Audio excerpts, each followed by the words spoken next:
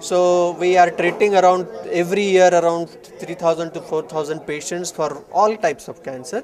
E types lo most common cancer in males is in younger population oral cancer, and in older late population is around lung cancer and prostate cancer, and in female it is breast cancer and cervical and uterine cancer are common.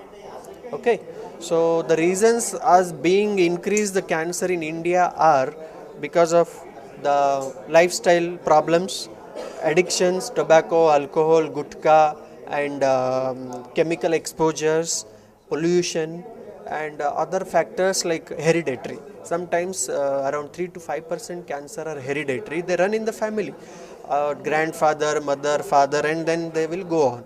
So this kind of cancer we have to prevent.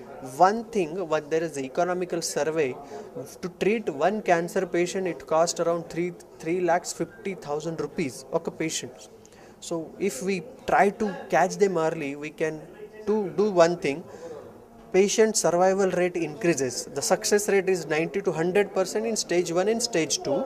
But if the patient comes in late stage, then it is 20 to 30%. So we are trying to increase the cancer awareness and screening, de-addictions.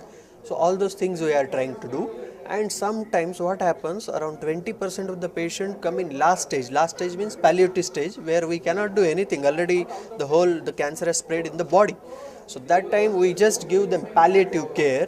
Palliative care means just the quality of life should be good, because now anyway he will not live more, say 1 year, 2 years he will die.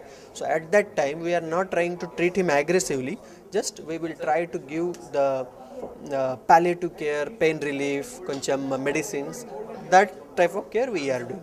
So we are catering all types of patients from Arogyasri, poor, middle class, upper class, and international patients. So we have patients from Nigeria, Uganda, Africa, from UK. So those patients are coming because we are experience center, we have large volume, the results are very good.